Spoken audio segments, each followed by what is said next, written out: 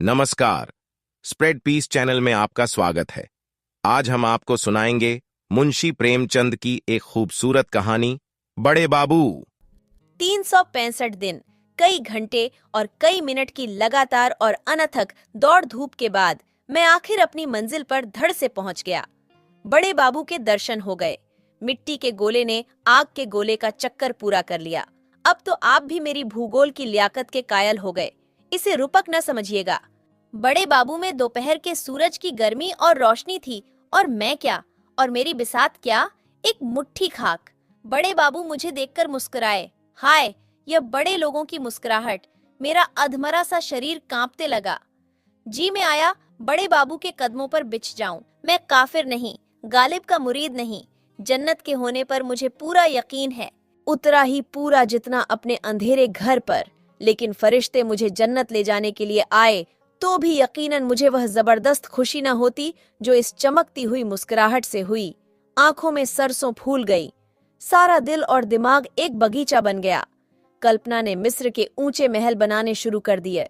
सामने कुर्सियों, पर्दों और खस की टट्टियों से सजा सजाया कमरा था। दरवाजे पर उम्मीदवारों की भीड़ लगी हुई थी और ईजानिब एक कुर्सी पर शान से बैठे हुए सबको उसका हिस्सा देने वाले खुदा के दुनियावी फर्ज अदा कर रहे थे। नजर मियाज का तूफान बरपा था और मैं किसी तरफ आंख उठाकर न देखता था कि जैसे मुझे किसी से कुछ लेना देना नहीं।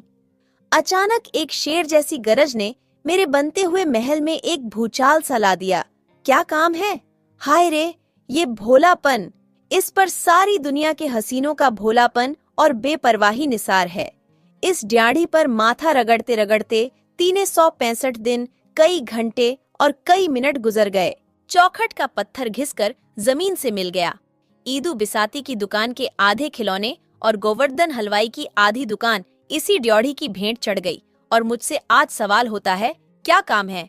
मगर नहीं, यह मेरी ज्यादती है सरासर जुल्म, जो दिमाग बड़े बड़े मुल्की और माली तमद्दुनी मसलों में दिन रात लगा रहता है, जो दिमाग डॉक्यूमेंटों, सर्कुलरों, परवानों, हुक्मनामों, नक्शों वगैरह के बोझ से दबा जा रहा हो। उसके नजदीक मुंह जैसे खाक के पुतले की हस्ती ही क्या। मच्छर अपने को चाहे हाथी समझ ले, पर बैल के सींग को उसकी क्या खबर। मैंने दबी जबान में कहा, हुजूर की कदमबोसी के लिए हाजिर हुआ। बड़े बाबू गरजे, क्या काम है? अब की बार मेरे रोए खड़े हो गए। खुदा के फजल से लहीम शहीम आदमी हूँ। जिन दिनों कॉलेज में था, मेरे डील डॉल और मेरी बहादुरी और दिलेरी की धूम थी। हॉकी टीम का कप्तान, फुटबॉल टीम का नायब कप्तान और क्रिकेट का जनरल था। कितने ही गोरों के जिस्म पर अब भी मेरी बहादुरी के दाग बाकी होंगे। मुमकिन है 2-4 अब भी बैसाखियां लिए चलते या रेंगते हों। बम्बई क्रॉनिकल और टाइम्स में मेरे गेंदों की धूम थी। मगर इस वक्त बाबू साहब की गरज सुनकर मेरा शरीर कांपने लगा। कांपते हुए बोला, हुजूर की कदमबोसी के लिए हाजिर हुआ। बड़े बाबू ने अपना स्लीपरदार पैर मेरी तरफ बढ़ाकर कहा, शौक से लीजिए, यह कदम हाजिर है। जितने बोसे चाहे लीजिए, बेहिसाब मामले हैं। मुझसे कसम ले लीजिए, जो मैं गिनूं, जब तक आपका मुंह न थक जाए, लिए जाइए। मेरे लिए इससे बढ़कर खुशनसीबी का क्या मौका होगा। औरों को जो बात बड़े जपतप, बड़े संयम व्रत से मिलती है, वह मुझे बैठे बिठाए बगैर हड़फिटकरी लगाए हासिल हो गई। वल्लाह, हूं मैं भी खुशनसीब। आप अपने दोस्त अहबाब, आत्मीय स्वजन जो हों, उन सबको लाएं तो और भी अच्छा। मेरे यहाँ सबको छूट है।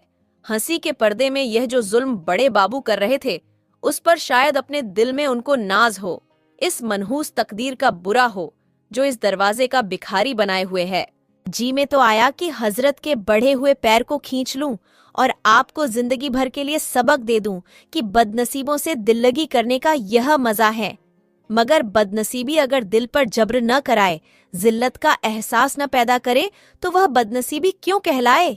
मैं भी एक जमाने में इसी तरह लोगों को तकलीफ पहुंचाकर हंसता था।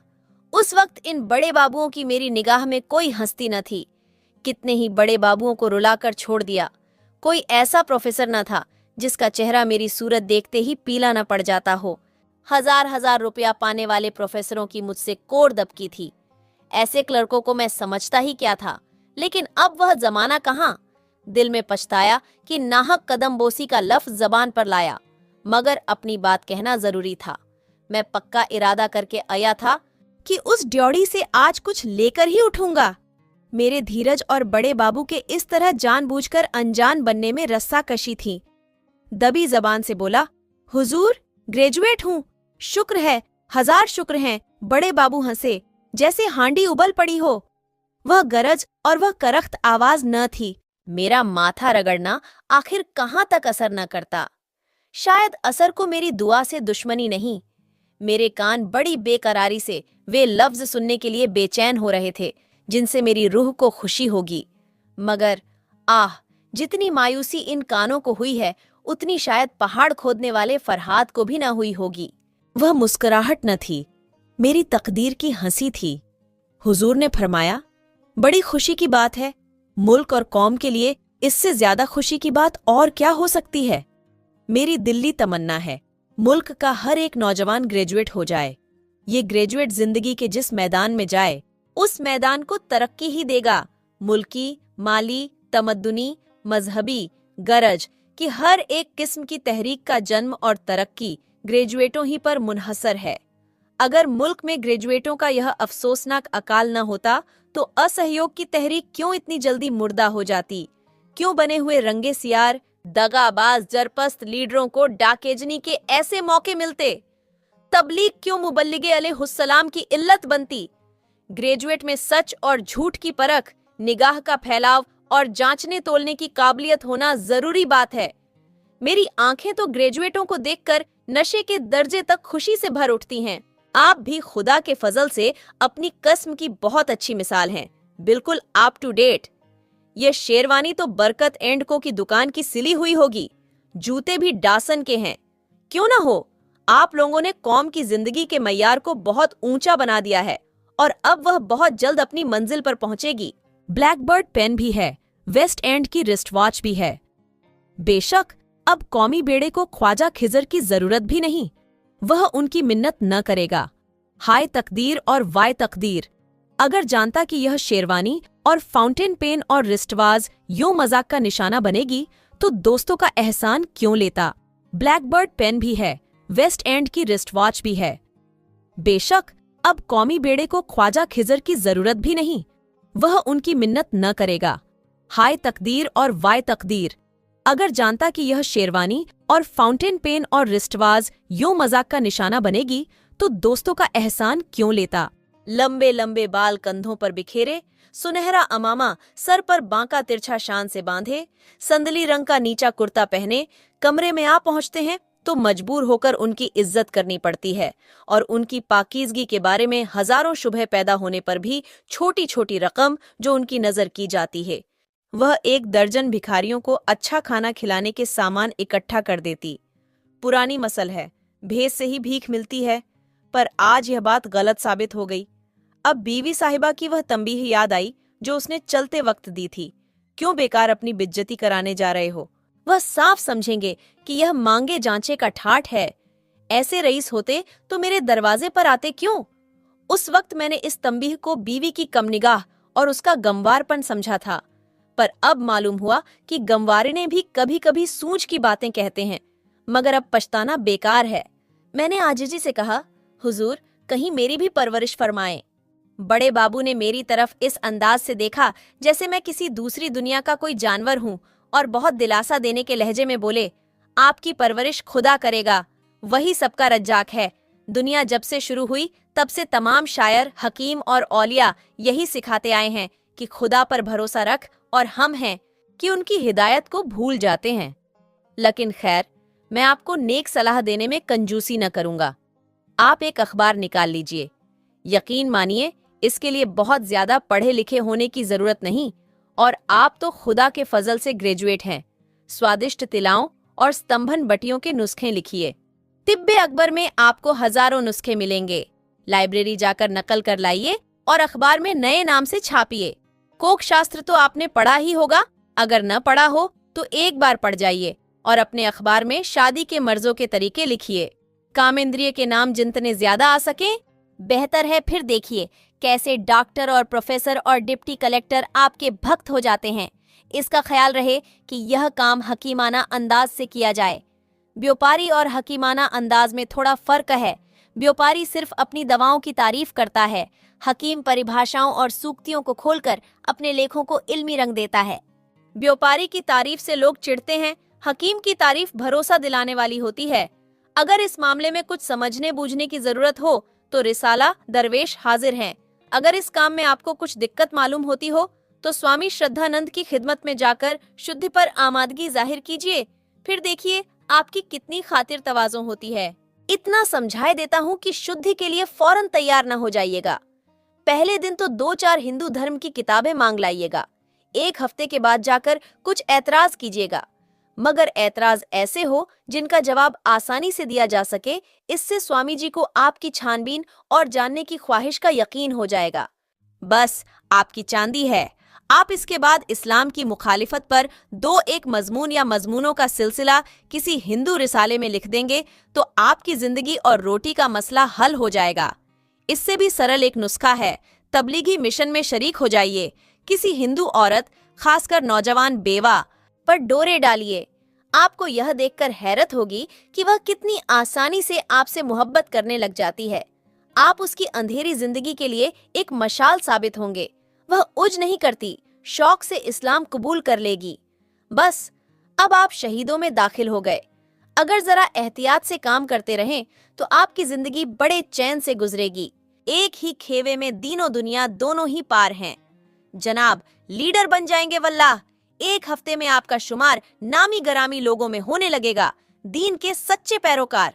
हजारों सीधे सादे मुसलमान आपको दीन की डूबती हुई किश्ती का मल्लाह समझेंगे।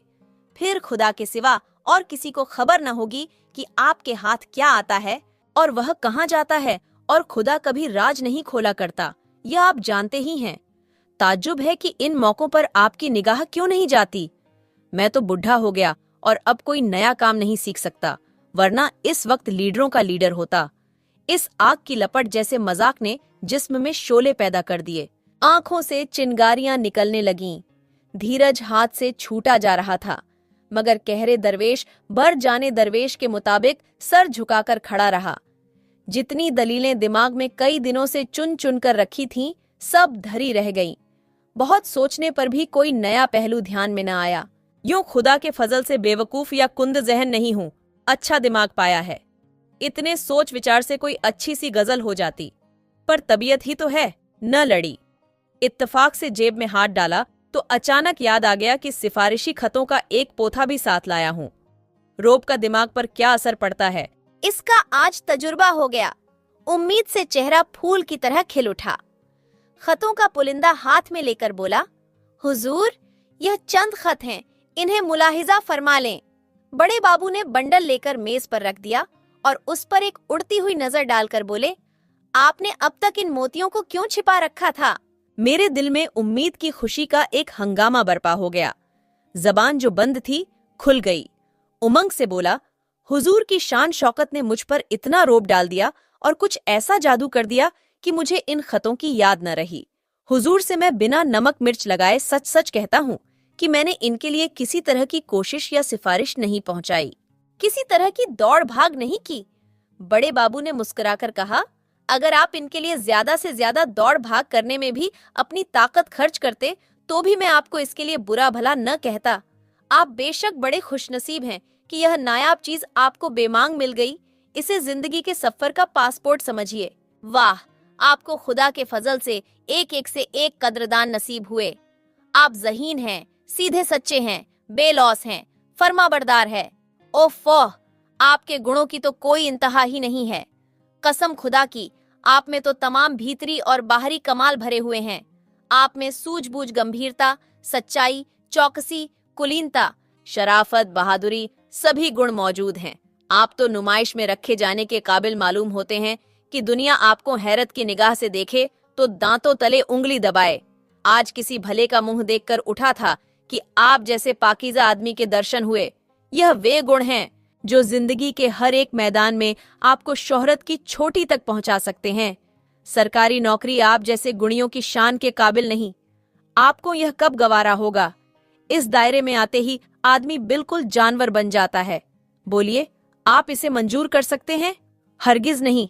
मैंने डरते डरते कहा, जनाब, जरा इन लफ्जों को खोलकर समझा दीजिए। आदमी के जानवर बन जाने से आपकी क्या मंशा है? बड़े बाबू ने त्योरी चढ़ाते हुए कहा। या तो कोई पेचीदा बात न थी जिसका मतलब खोलकर बतलाने की जरूरत हो, तब तो मुझे बात करने के अपने ढंग में कुछ तरमीम करनी पड़ेगी। इस दायरे के उम्मीदवारों के लिए सबसे जरूरी और लाजिमी सिफत सूझबूझ है। मैं नहीं कह सकता कि मैं जो कुछ कहना चाहता हूँ वह इस लफ्ज से अदा होता है या नहीं। इसका अंग्रेजी लफ्ज है इंट्यूशन, इशारे के असली मतलब को समझना। मसलन अगर सरकार बहादुर यानी हाकिम जिला को शिकायत हो कि आपके इलाके में इनकम टैक्स कम वसूल होता है, तो आपका फर्ज है कि उसमें अंधाधुंध इजाफा करें, आमदनी की परवाह न करें। आमदनी का बढ़ना आपकी सूझबूझ पर मुनहसर है। एक हल्की सी धमकी काम कर जाएगी और इनकम टैक्स दुगुना तिगुना हो जाएगा। यकीनन आपको इस तरह अपना जमीर बेचना गवारा न होगा। मैंने समझ लिया कि मेरा इम्तिहान हो रहा है। आशिकों जैसे जोश और सरगर्मी से बोला, मैं तो इसे जमीर बेचना नहीं समझता, ये तो नमक का हक है। मेरा जमीर इतना नाजुक नहीं है। बड़े बाबू ने मेरी तरफ कदरदानी की निगाह से देखकर कहा, शाबाश, मुझे तुमसे ऐसे ही जवाब की उम्मीद थी। आप मुझे होनहार मालूम होते हैं, लेकिन शायद यह दूसरी शर्त आपको मंजूर न हो। इस दायरे के मुरीदों के लिए दूसरी शर्त यह है कि वह अपने को भूल जाएं। कुछ आया आपकी समझ में? मैंने दबी जबान में कहा, जनाब को तकलीफ तो होगी, मगर जरा फिर इसको खोलकर बतला दीजिए। बड़े बाबू ने त्योरियों पर बल देते हुए कहा, जनाब, यह बार बार का समझाना मुझे बुरा मालूम होता है। मैं इससे ज्यादा आसान तरीके पर ख्यालों को जाहिर नहीं कर सकता। अपने को भूल जाना बहुत ही आम मुहावरा है। अपनी खुदी को मिटा देना, अपनी शख्सियत को फना कर देना, अपनी पर्सनैलिटी को खत्म कर देना। आपकी वजह कजा से, आपके बोलने बात करने के ढंग से, आपके तौर तरीकों से आपकी हिंदियत मिट जानी चाहिए। आपके मजहबी, अखलाकी और तमद्दुनी असरों का बिल्कुल गायब हो जाना जरूर है। मुझे आपके चेहरे से मालूम हो रहा है कि इस समझाने पर भी आप मेरा मतलब नहीं समझ सके। सुनिए, आप गालिबन मुसलमान हैं। शायद आप अपने अकीदों में बहुत पक्के भी हों। आप नमाज और रोजे के पाबंद हैं। मैंने फख से कहा, मैं इन चीजों का उतना ही पाबंद हूँ जितना कोई मौलवी हो सकता है। मेरी कोई नमाज कजा नहीं हुई, सिवाय उन वक्तों के जब मैं बीमार था। बड़े बाबू ने मुस्कुराकर कहा, यह तो आपके अच्छे अखलाक ही कह देते हैं, मगर इस दायरे में आकर आपको अपने अकीदे और अमल में बहुत कुछ काट छांट करनी पड़ेगी। यहाँ आपका मजहब मजहबियत का जामा अख्तियार करेगा। आप भूलकर भी अपनी पेशानी को किसी सिजदे में न झुकाएं, कोई बात नहीं। आप भूलकर भी ज़कात के झगड़े में न फंसें, कोई बात नहीं। लेकिन आपको अपने मजहब के नाम पर फरियाद करने के लिए हमेशा आगे रहना और दूसरों को आमादा करना होगा। अगर आपके जिले में 2 डिप्टी कलेक्टर हिंदू हैं और मुसलमान सिर्फ 1, तो आपका फर्ज होगा कि हिज एक्सेलेंसी गवर्नर की खिदमत में एक डेपुटेशन भेजने के लिए कौम के रईसों में आमादा करें। अगर आपको मालूम हो कि किसी म्यूनिसिपैलिटी ने कसाईयों को शहर से बाहर दुकान रखने की तजवीज पास कर दी है, तो आपका फर्ज होगा कि कौम के चौधरियों को उस म्यूनिसिपैलिटी का सिर तोड़ने के लिए तहरीक करें। आपको सोते जागते, उठते बैठते जात पौत का राग अलापना चाहिए। मसलन इम्तिहान के नतीजों में अगर आपको मुसलमान विद्यार्थियों की संख्या मुनासिब से कम नजर आए, तो आपको फौरन चांसलर के पास एक गुमनाम खत लिख भेजना होगा कि इस मामले में जरूर ही सख्ती से काम लिया गया है। यह सारी बातें उसी इंट्यूशन वाली शर्त के भीतर आ जाती हैं। आपको साफ साफ शब्दों में या इशारों से यह काम करने से लिए हिदायत न की जाएगी। सब कुछ आपकी सूझ पर मुनहसर होगा। आप में यह जौहर होगा तो आप एक दिन जरूर ऊंचे ओहदे पर पहुंचेंगे। आपको जहां तक मुमकिन हो अंग्रेजी में लिखना और बोलना पड़ेगा। इसके बगैर हुक्काम आपसे खुश न होंगे, लेकिन कौमी जबान की हिमायत और प्रचार की सदा आपकी जबान से बराबर निकलती रहनी चाहिए। आप शौक से अखबारों का चंदा हजम करें, मंगनी की किताबें पढ़ें, चाहे वापसी के वक्त किताब के फटचिंत जाने के कारण आपको माफी ही क्यों न मांगनी पड़े, लेकिन जबान की हिमायत बराबर जोरदार तरीके से करते रहिए। खुलासा यह कि आपको जिसका खाना उसका गाना होगा। आपको बातों से, काम से और दिल से अपने मालिक की भलाई में और मजबूती से उसको जमाए रखने में लगे रहना पड़ेगा। अगर आप यह ख्याल करते हो कि मालिक की खिदमत के जरिए कौम की खिदमत की करूंगा, तो यह झूठ बात है, पागलपन है, हिमाकत है। आप मेरा मतलब समझ गए होंगे। फरमाइए, आप इस हद तक अपने को भूल सकते हैं? मुझे जवाब देने में जरा देर हुई। सच ये है कि मैं भी आदमी हूँ और 20वीं सदी का आदमी हूँ। मैं बहुत जागा हुआ न सही, मगर बिल्कुल सोया हुआ भी नहीं हूँ। मैं भी अपने मुल्क और कौम को बुलंदी पर देखना चाहता हूँ। मैंने तारीख पढ़ी है और उससे इसी नतीजे पर पहुंचा हूँ कि मजहब दुनिया में सिर्फ एक है और उसका नाम है दर्द। मजहब की मौजूदा सूरत धड़ेबंदी के सिवाय और कोई हैसियत नहीं रखती। खतने या छोटी से कोई बदल नहीं जाता। पूजा के लिए कलिसा, मस्जिद, मंदिर की मैं बिल्कुल जरूरत नहीं समझता।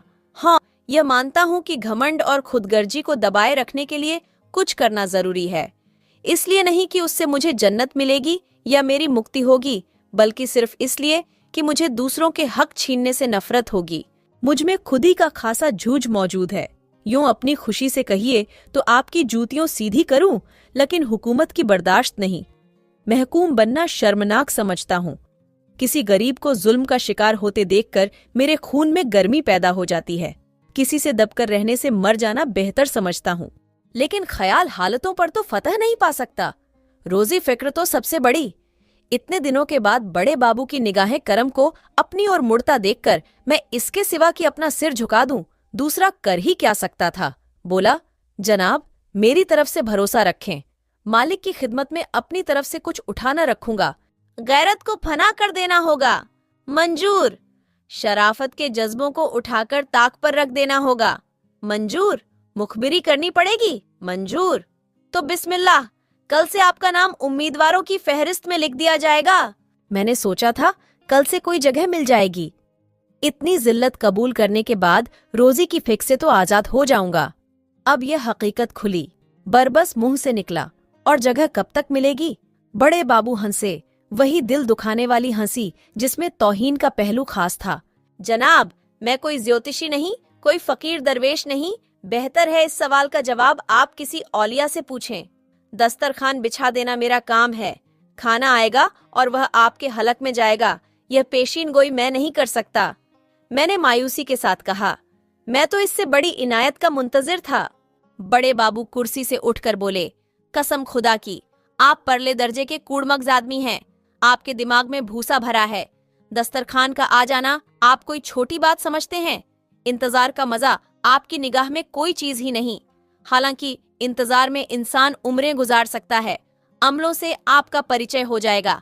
मामले बिठाने, सौदे पटाने के सुनहरे मौके हाथ आएंगे। हुक्काम के लड़के पढ़ाइए। अगर गंडे तावीज का फन सीख लीजिए तो आपके हक में बहुत मुफीद हो। कुछ हकीमी भी सीख लीजिए। अच्छे होशियार सुनारों से दोस्ती पैदा कीजिए, क्योंकि आपको उनसे अक्सर काम पड़ेगा। हुक्काम की औरतें आप ही के मार्फत अपनी जरूरतें पूरी कराएंगी। मगर इन सब लटकों से ज्यादा कारगर एक और लटका है। अगर वह हुनर आप में है तो यकीनन आपके इंतजार की मुद्दत बहुत कुछ कम हो सकती है। आप बड़े बड़े हाकिमों के लिए तफरीह का सामान जुटा सकते हैं। बड़े बाबू मेरी तरफ कनखियों से देखकर मुस्कुराए। तफरीह के सामान से उनका क्या मतलब है, यह मैं न समझ सका। मगर पूछते हुए भी डर लगता था कि कहीं बड़े बाबू बिगड़ न जाएं और फिर मामला खराब हो जाए। एक बेचैनी किसी हालत में जमीन की तरफ ताकने लगा। बड़े बाबू ताड़ तो गए कि इसकी समझ में मेरी बात न आई, लेकिन अब की उनकी त्योरियों पर बल नहीं पड़े, न ही उनके लहजे में हमदर्दी की झलक फरमाई। यह तो गैर मुमकिन है कि आपने बाजार की सैर न की हो। मैंने शर्माते हुए कहा, नहीं हुजूर, बंदा इस कूचे को बिल्कुल नहीं जानता। बड़े बाबू, तो आपको इस कूचे की खाक छाननी पड़ेगी। हाकिम भी आंख कान रखते हैं। दिन भर की दिमागी थकन के बाद स्वभावतः रात को उनकी तबीयत तफरीह की तरफ झुकती है। अगर आप उनके लिए आंखों को अच्छा लगने वाले रुप और कानों को भाने वाले संगीत का इंतजाम सस्ते दामों कर सकते हैं या कर सकें तो। मैंने किसी कदर तेज होकर कहा, आपका कहने का मतलब यह है कि मुझे रुप की मंडी की दलाली करनी पड़ेगी?